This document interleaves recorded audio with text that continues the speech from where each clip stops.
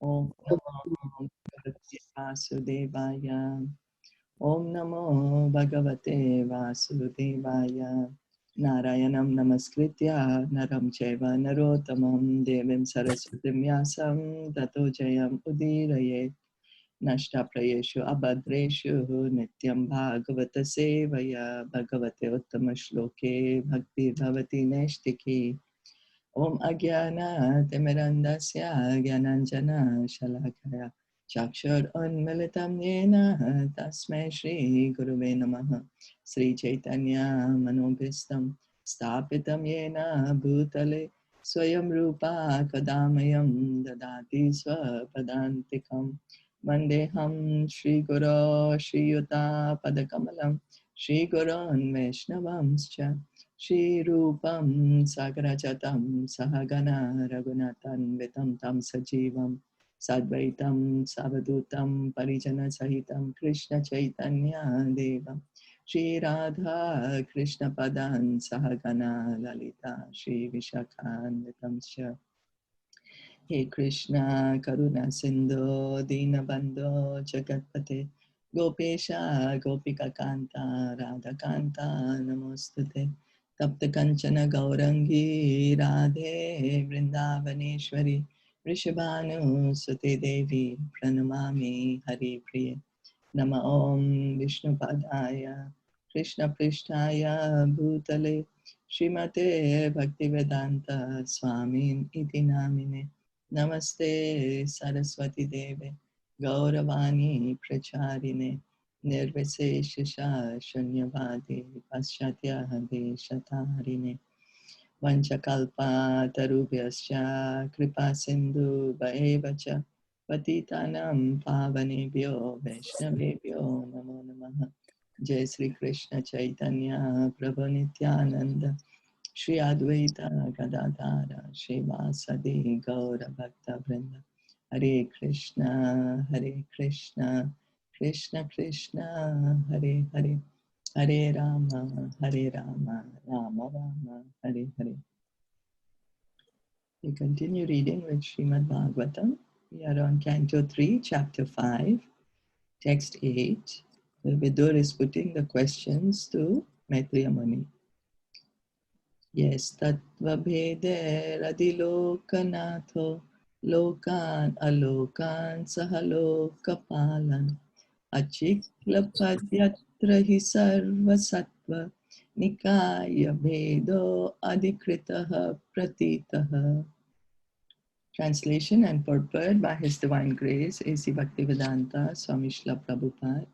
The Supreme King of all kings has created different planets and places of habitation where living entities are situated in terms of the modes of nature and work. And He has created their different kings and rulers. So here Vidur is also saying that this Krishna, He has created all the different planets everywhere where all the living entities are working and they are living. So we have so much evidence. You know, the devotees, different devotees from different scriptures, different revealed scriptures, they keep telling us the same thing, that Krishna is the Supreme Lord and He's the one who's created everything. He's the one who's maintaining all of us. Lord Krishna is the chief king of all kings, and He has created different planets for all kinds of living beings. Even on this planet, there are different places for inhabitation by different types of men. There are places like deserts, ice deserts, icelands, and valleys in mountainous countries. And each of them, there are different kinds of men born of different modes of nature according to their past deeds. There are people in the Arabian deserts and in the valleys of the Himalayan mountains, and the inhabitants of these two places differ from one another, just as the inhabitants of the Icelands also differ from them. Similarly, there are also different planets.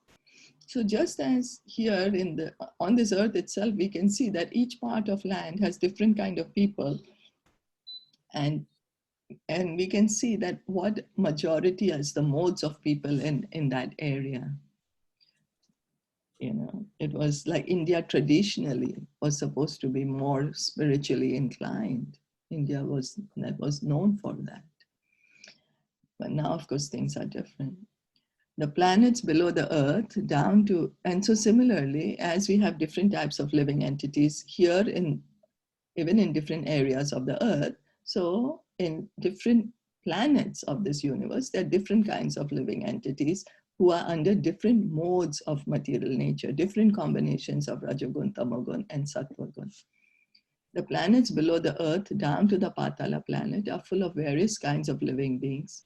No planet is vacant, as wrongly imagined by the modern so-called scientists. In Bhagavad Gita, we find it is said by the Lord that the living entities are sarvagata, or present in every sphere of life.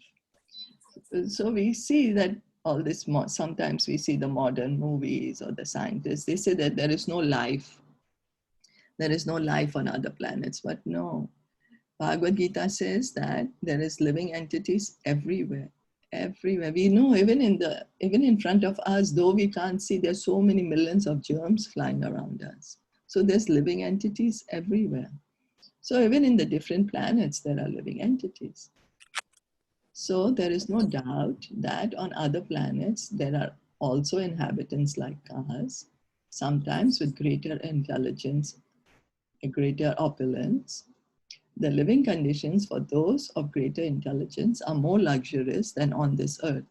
There are also planets where no sunlight reaches, and there are living entities who must live there due to their past deeds.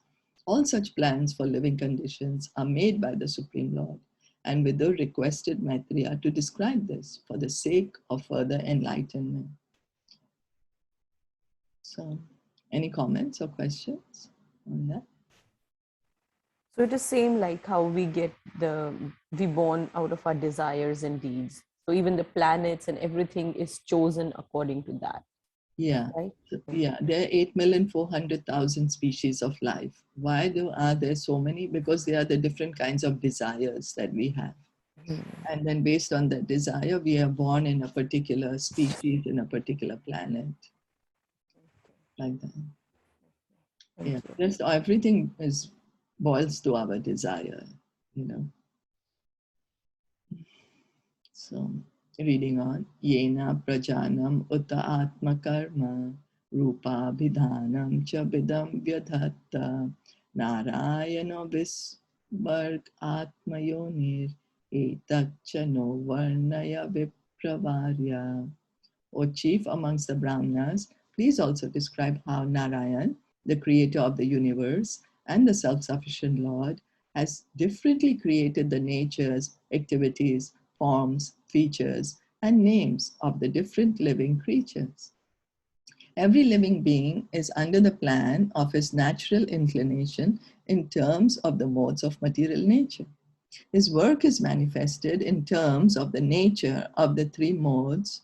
His form and bodily features are designed according to his work, and his name is designated according to his bodily features. So our desires, based on our desire, we are in a certain condition. And then Krishna, he is fulfilling our desires through the facility of the material nature. Material nature facilitates it. The material modes, Rajogun, Tamogun, and Sattvagun, they are facilitating the fulfillment of our desire. For example, the higher classes of men are white, Shukla, and the lower classes of men are black. This division of white and black is in terms of one's white and black duties of life.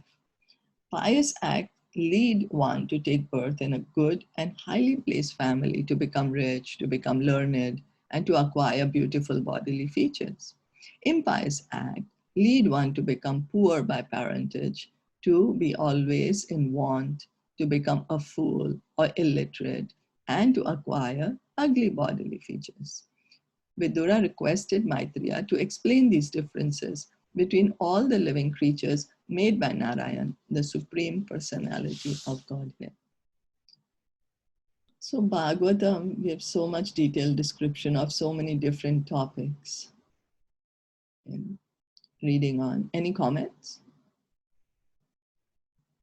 No, Okay, that's so reading on. Paravaresham Bhagavan Vritani Shrutani me Vyasamukhad Abhikshanam Atra Numa Shula Shukha Vahanam Tesham Rite Krishna Katham Ritaukad. O my Lord, I have repeatedly heard about these higher and lower statuses of human society from the mouth of Vyasadeva, and I am quite satiated with all these lesser subject matters and their happiness. They have not satisfied me with the nectar of topics about Krishna. So Vidur is saying, I know about this just now, how we read the higher and lower status of human beings. And then, but it's still, I don't have get the bliss as I get when I speak about and hear about Krishna. Because people are very much interested in hearing social and historical presentations, Srila Vyasadeva has compiled many books such as the Puranas and Mahabharata. These books are reading matter for the mass of people, and they were compiled with a view to reviving their God consciousness, now forgotten in the conditional life of material existence. So actually Mahabharata, Puranas are all full of stories.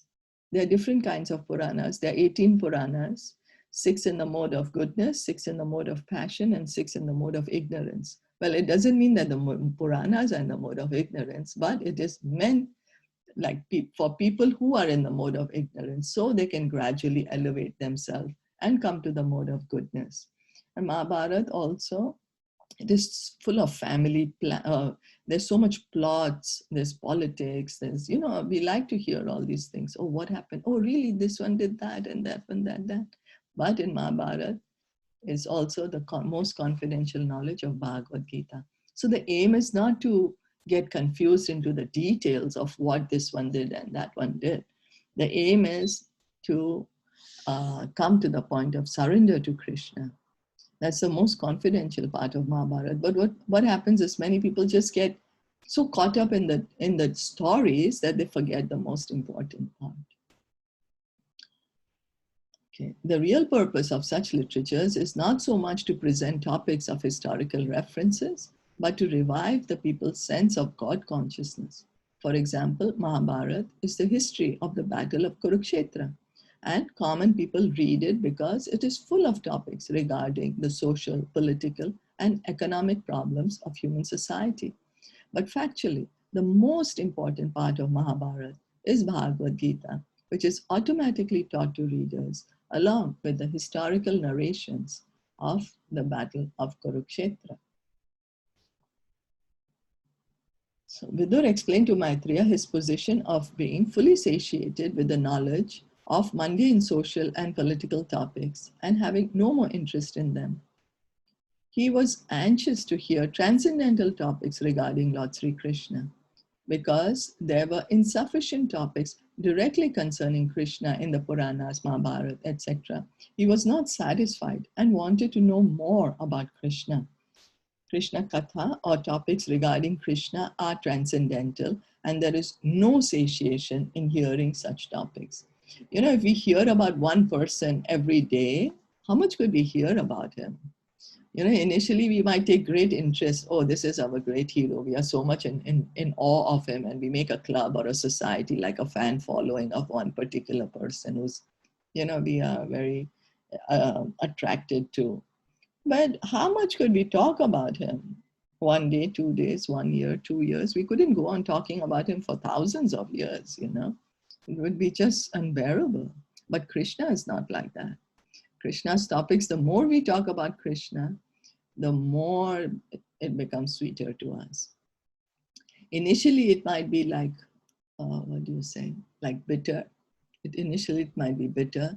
So the example is always given. Srila Rupa Goswami says that a person who's suffering from jaundice, if you give them to drink sugarcane juice, they'll say, oh my God, you're poisoning me. Sugarcane juice is so sweet. But with a person with disease of jaundice will say, you're poisoning me. But the cure of jaundice... Can't hear the audio. Oh, you're not able to hear me? I can hear you. Snehaji, I can hear. Anyone else who cannot hear? No, same here. Yeah, I'm Huh? here.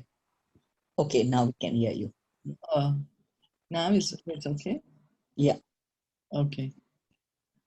So it's not that the sugarcane juice is bitter, but it's just because of the disease condition. So because we are so materially attached, then we do not get the attraction to hear Krishna's topics. But if somehow or the other we continue to hear, no, I must hear, then the same topics of Krishna, as our material desires get lesser and lesser, those very same topics will feel more and more sweeter to us. We'll get more and more attached to hearing about Krishna. Krishna Katha, or topics regarding Krishna, are transcendental, and there is no satiation in hearing such topics.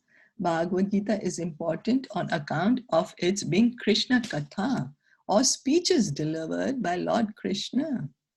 So the devotees, they take pleasure in hearing Bhagavad Gita because Krishna is speaking the Bhagavad Gita. That's the reason they want to hear. Oh, what did Krishna say? Let me hear. What did Krishna say? Arjuna is a pure devotee of Krishna. Let me hear. Who we are attached to. If, for example, we are attached to our family member and they speak something of great importance, then we like to repeat it and we like to show off. We try to tell others also, and we try to remember it again and again in our mind. So because the pure devotees are so attached to Krishna, they want to hear again and again. Oh, what did Krishna say? The story of the battle of Kurukshetra may be interesting for the mass of people, but to a person like Vidur, who is highly advanced in devotional service, only Krishna Katha and that which is dovetailed with Krishna Katha is interesting. Vidur wanted to hear of everything from Maitreya, and so he inquired from him. But he desired that all the topics be in relationship with Krishna. As fire is never satisfied in its consumption of firewood, so a pure devotee of the Lord never hears enough about Krishna. They say that Ananta Shesh, who's holding all the universes on his head, on his so many thousands of heads, like mustard seeds, all the universes are on his like mustard seeds on his head. He is speaking the glories of Krishna since time immemorial. Until now, he's continuing to speak the glories. There is no end to the glories of Krishna. So historical events and other narrations concerning social and political incidents all become transcendental as soon as they are in relationship with Krishna. So why is Mahabharata important? It's otherwise, if you see, if you remove Krishna and the devotees, then it's a family or dispute, then there is politics, there's economics, there's social codes involved in it. But it becomes important because Krishna is there, his devotees are there. That is the way to transform mundane things into spiritual identity. The whole world can be transformed into Vaikuntha if all worldly activities are dovetailed with Krishna Katha. There are two important Krishna Kathas current in the world, Bhagavad Gita and Srimad Bhagavatam. Bhagavad Gita is Krishna Katha because it is spoken by Krishna, whereas Srimad Bhagavatam is Krishna Katha because it narrates about Krishna.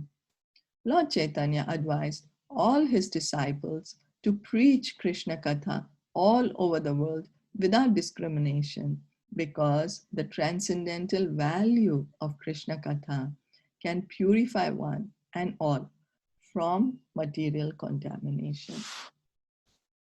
So the more we get attached to Krishna, the more we will get purified. Like Krishna is totally pure. So the more we get attached to somebody, we take in their qualities, no? So the more we get attached to, we get those pure qualities will also be revealed.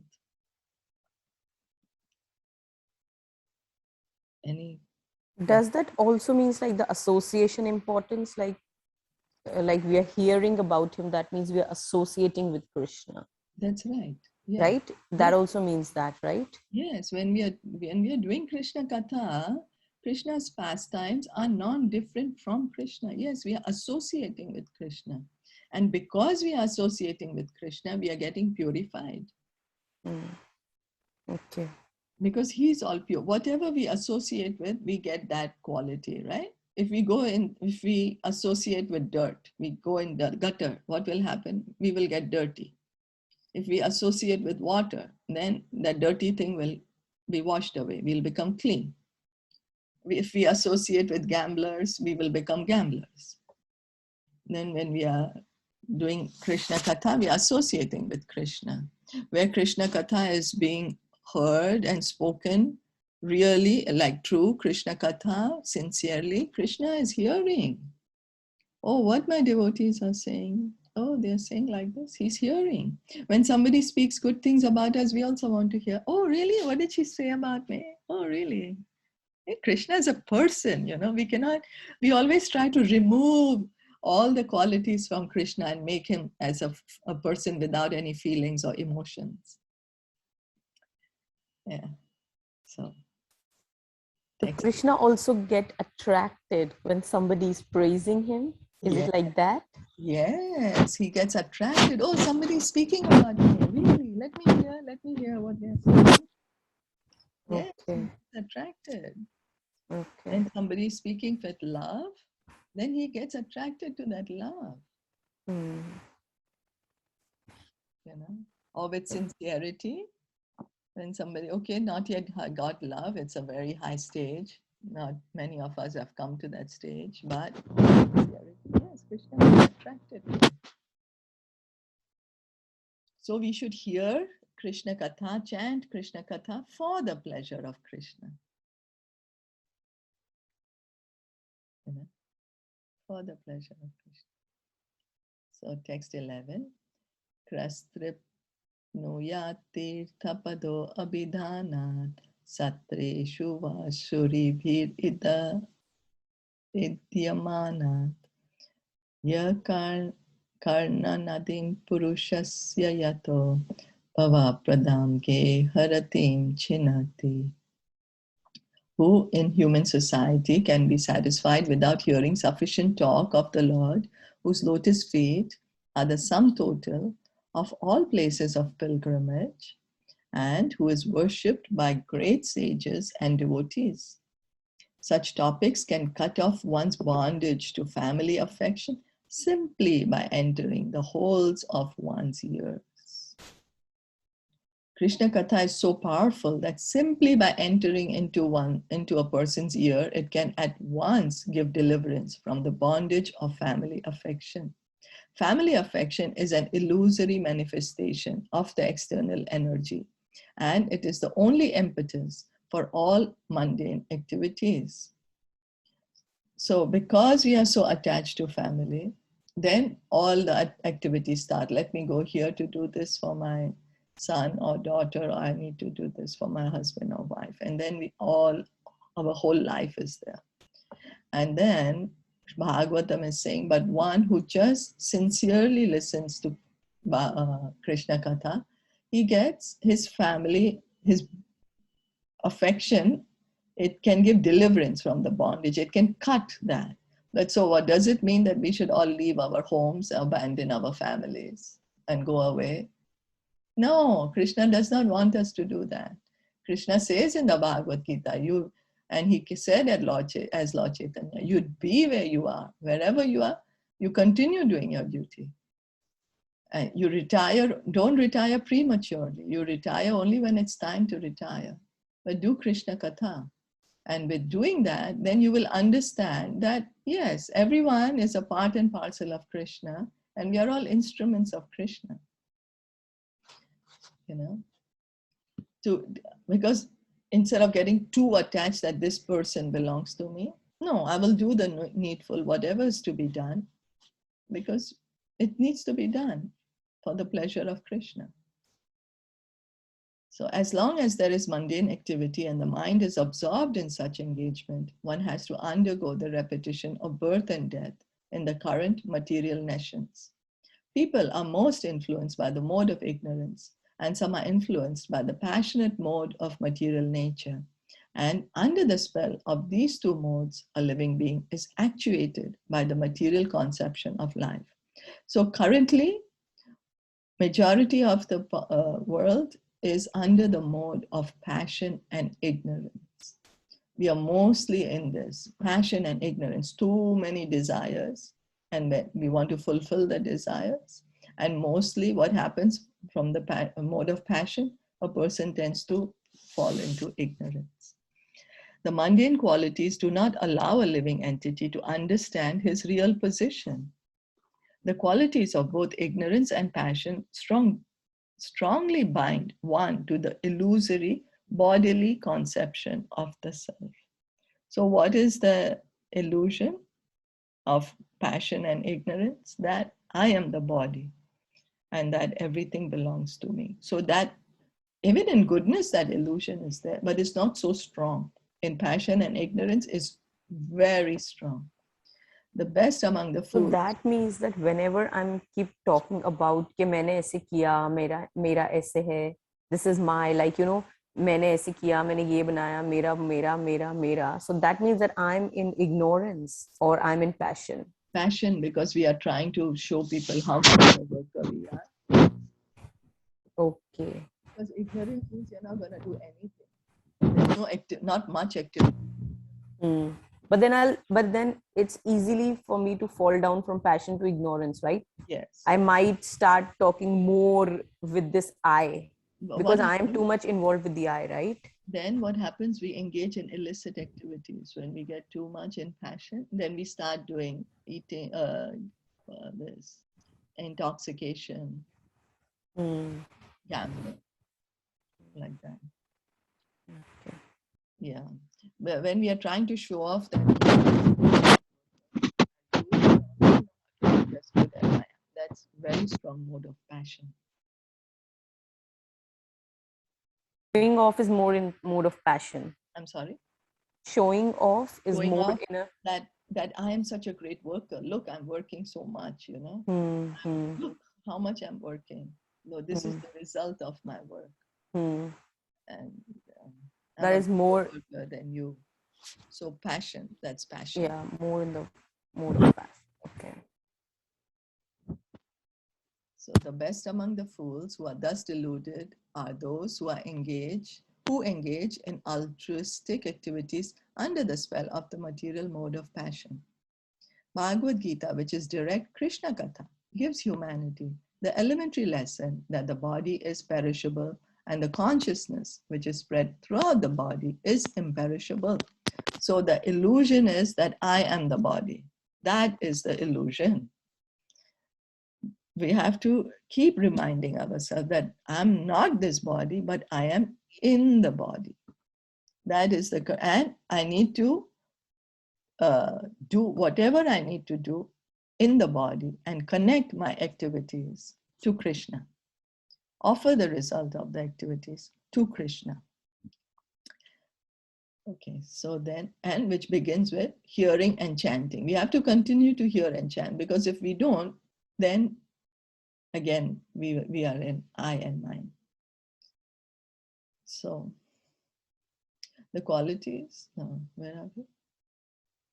Oh yeah, the conscious being, the imperishable self, is eternally existent and cannot be killed under any circumstances, even after the dissolution of the body.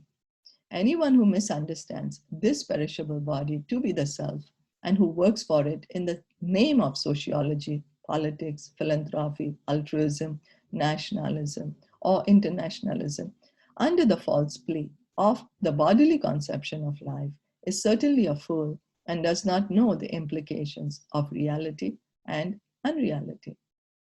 Some of them are above the modes of ignorance and passion and are situated in the mode of goodness. But mundane goodness is always contaminated by tinges of ignorance and passion. So here, for example, sociology, politics, philanthropy, altruism, does it mean that in Vedic times, in Varna Sharma, there was nobody taking care of the society, or there was no politics when Maharaj Yudhishthir, when he was the emperor of the world? No, he was doing everything, sociology, politics, everything. He was doing, but he was rightly situated that I am not the body. I am a servant of Krishna, and it is my duty to take care of everyone as parts of Krishna and make, make available for them so they can continue in their spiritual progress. Encourage them in their spiritual progress. It's just when we remove that part, because everything is needed, otherwise, if we don't do anything, but only if we do these things, only that I'm the body, forgetting the soul, forgetting we are part of Krishna, that's where the problem starts. Okay. So, but due to being contaminated, those in mundane goodness cannot understand the real nature of the self as a person. Their impersonal conception of the self as distinct from the body keeps them in the mode of goodness within material nature. And unless they are attracted to Krishna Katha, they will never be liberated from the bondage of material existence.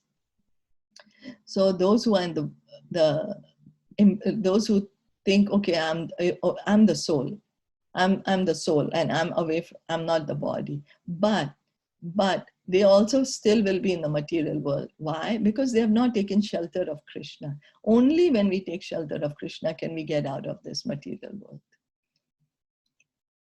That's the real liberation.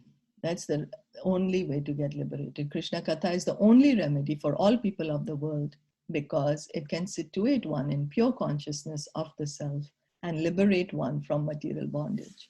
To preach Krishna Katha all over the world as recommended by Lord Caitanya is the greatest missionary activity, and all sensible men and women of the world may join in this great movement started by Lord Caitanya. So it's Lord Chaitanya's instruction, it's his empowerment to each and every one of us that, what is that? Speak to others about Krishna, give Krishna to others. Let everyone be connected to Krishna so that each person can be liberated from this material world. Is that okay? Yes. Yes. Yes.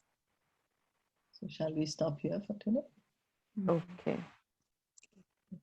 Thank you so much for joining in. Srimad Bhagavatam ki jai, Shilpa Jai. Shyam ki jai, Gaurav Jai.